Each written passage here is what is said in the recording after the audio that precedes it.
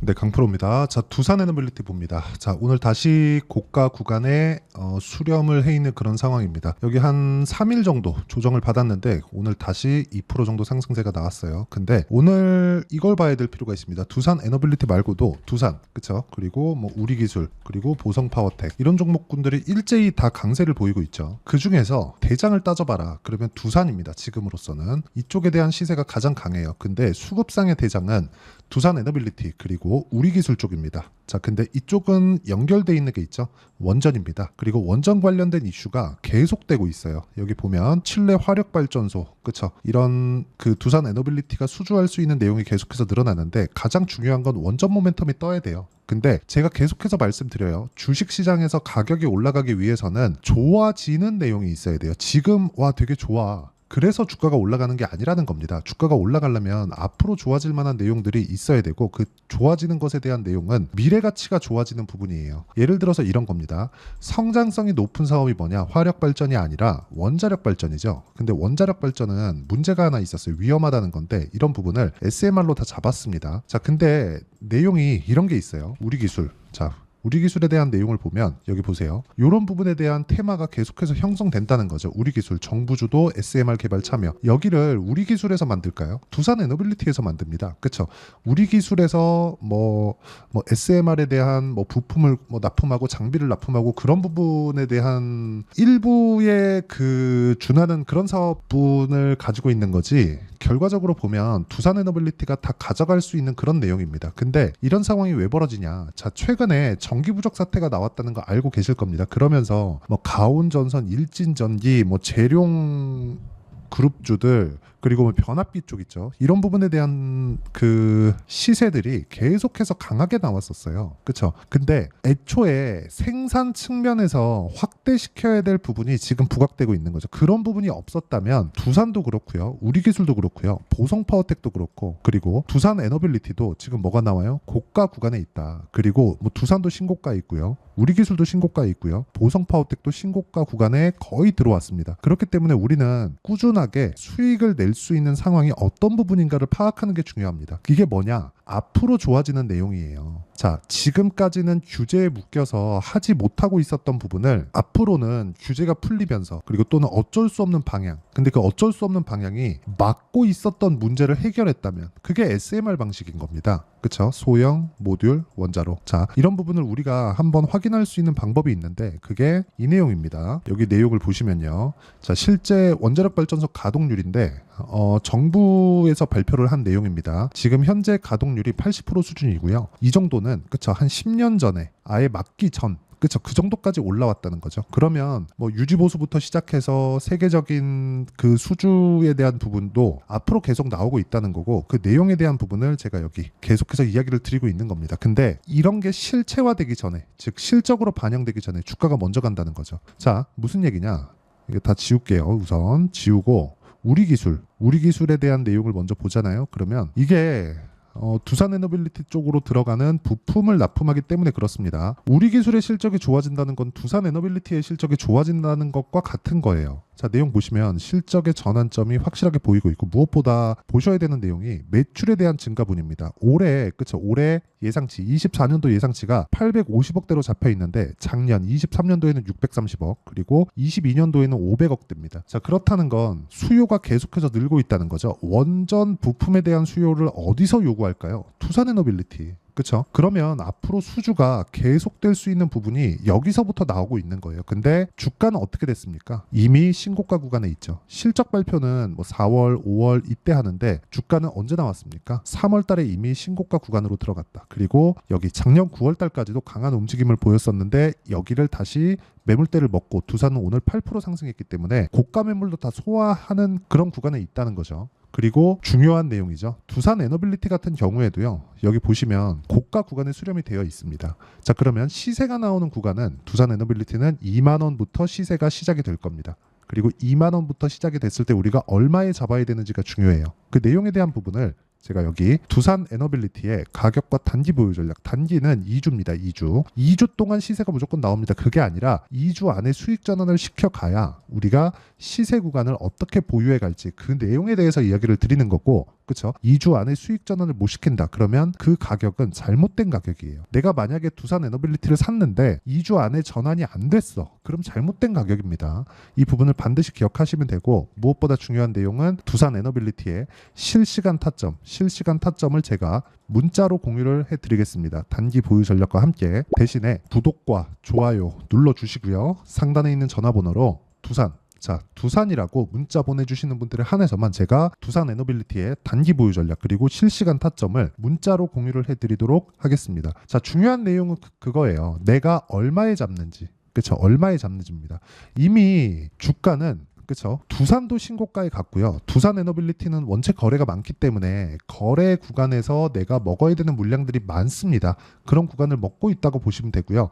이게 100% 먹는다. 그렇게 볼 수밖에 없는 게 이미 우리 기술이나 그런 종목들 있죠. 그렇죠. 하루에 1,500억씩 거래를 터뜨려 가면서 이미 신고가 구간에 왔습니다. 그렇죠. 그리고 두산 같은 경우에도 두산 에너빌리티의 지주회사죠. 전체적인 모멘텀을 가지고 있다고 보시면 돼요. 이쪽도 계속해서 좋아지는 움직임이 나오고 있다는 거죠. 근데 이런 부분이 먼저 봐야 되는 게 가격이라는 겁니다. 가격에 대해서 이해를 했을 때 두산 에너빌리티의 실시간 타점도 잡을 수 있을 겁니다. 자, 그리고 무엇보다 여기서 보셔야 되는 게 정배열 구간. 그렇죠. 정배열 구간으로 전환이 된 게 이제 한 3거래일 정도 됐습니다.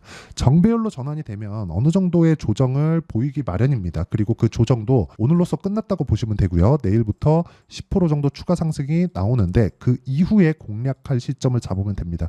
주식은 진짜 싸게 잡으면 안 됩니다. 자, 그 내용은 왜 그런지 제가 또 이야기를 해드리도록 할게요. 여기 보시면 제가 자람 테크놀로지를 거래한 내용인데, 자, 실제 보시면 제가 신고가 구간에서 거래를 했죠. 이쪽 구간 싸게 잡지 않았다는 거예요. 우리가 올라가는 구간을 확인하고 매수했을 때 꾸준하게 수익 구간을 만들어갈 수 있다는 거고, 이 내용에 대한 부분을 현실화 시켰을 때 여기 3거래일 만에 75%씩 이렇게 수익 내는 상황을 만들어갈 수 있다는 겁니다. 자, 그리고 이런 내용을 제가 여기 소통방에서 모두 공유를 하고 있습니다. 자, 내용 부분 그래요. 뭐 이구산업 시장가 매수 8시 52분 장 시작 전에 다 공유를 하죠.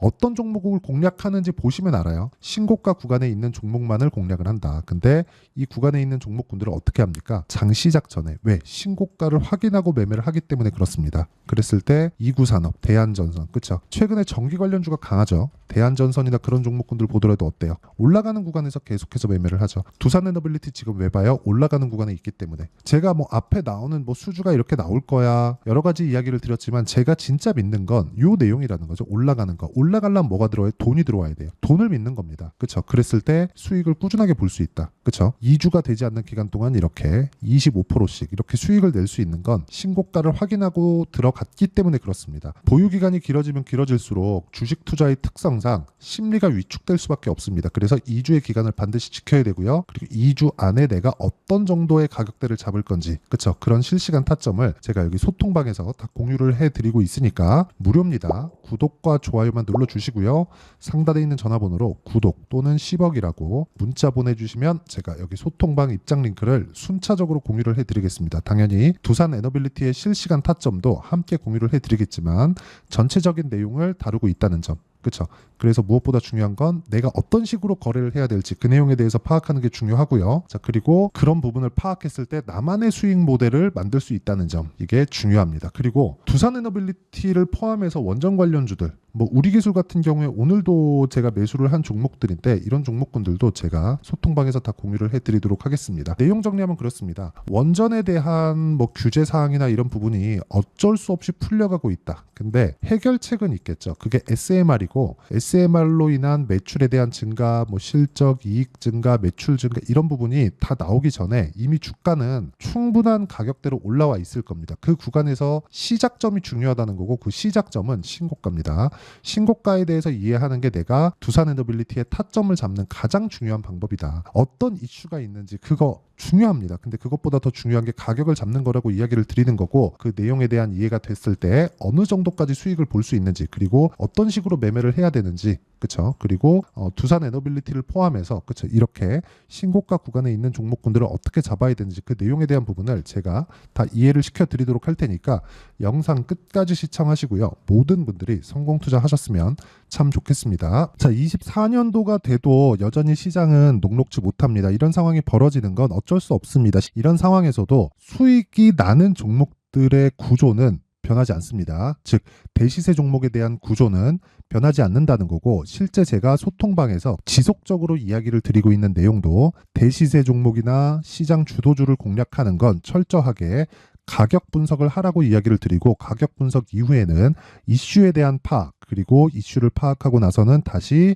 내가 얼마에 매수할지 그 타점에 대한 부분을 지속적으로 언급을 하고 있습니다. 자, 근데 생각해 보세요. 1월 달에 시장이 굉장히 어려웠습니다. 어려운 상황에서의 어떤 종목들이 강했냐 보면 반도체와 그리고 바이오입니다. 자, 실제 여기 보면요.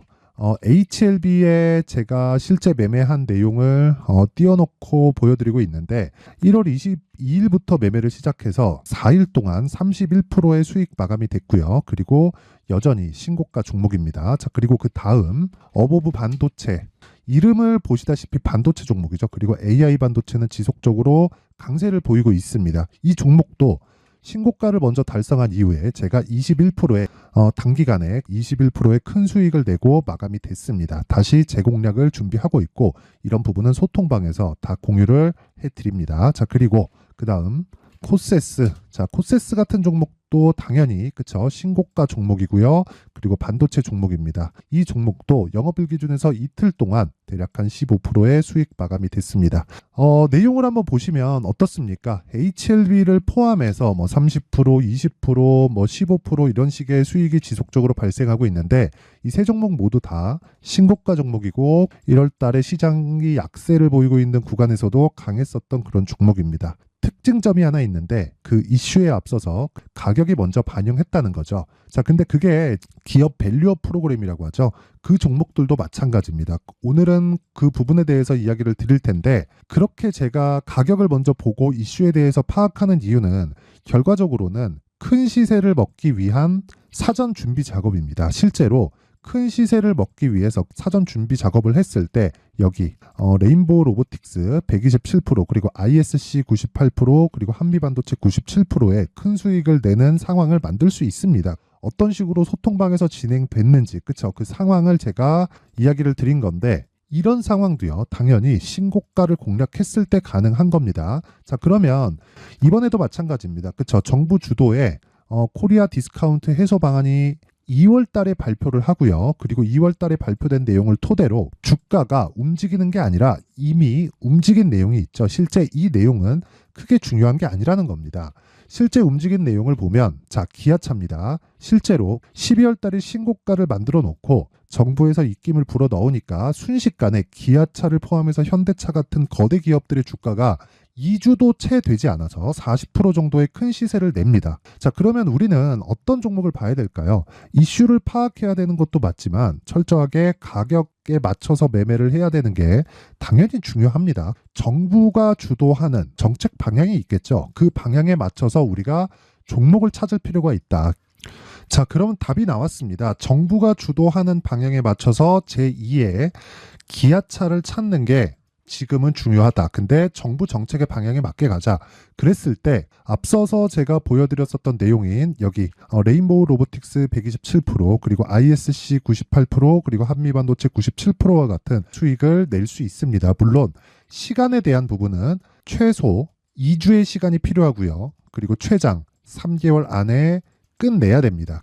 자, 기아차의 시세를 보셨던 것과 같이 2월 달에 정부 정책의 방향이 결정되고요. 바로 3월 달이면 시행입니다. 자, 그러면 우리는 거기에 맞춰서 당연히 종목을 찾아야 되고, 제가 제2의 기아차를 찾아놨습니다. 제가 아까 전에 소통방에서 이야기를 드렸었던 내용 다 공개를 해드렸는데, 그 내용처럼 종목만 받고 싶다 하시는 분들은요, 상단에 있는 제 전화번호로 대시세, 자, 대시세라고 문자를 보내주시면 정부 정책의 방향에 맞는 종목을 모든 분들에게 무료로 공개를 해드리도록 하겠습니다. 자, 제가 원하는 건 채널 성장이 목적입니다. 자, 그래서 구독과 좋아요 꼭 좀 부탁드리고요.